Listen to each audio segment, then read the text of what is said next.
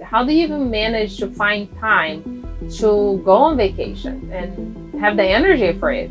So we're all in all week long. 5 days a week, 12 hours a day, we're all in. Well, guys, I really appreciate it. You guys coming in and spend the time and showing this house to us. Who do you thank you to get you guys here today?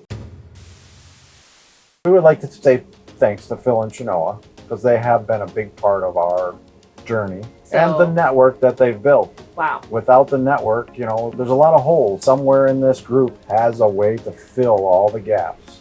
And that's been a really amazing part about it. Well, I want to thank Mike for, if I can, of course, just on a personal level of giving me the space to grow into the businesswoman I am and giving me the encouragement and the confidence. And my sons too. Yes. My sons are a big part of this. Not always easy to work for dad. And I know it's not always easy for them, but they persevere. And one day they're gonna look back.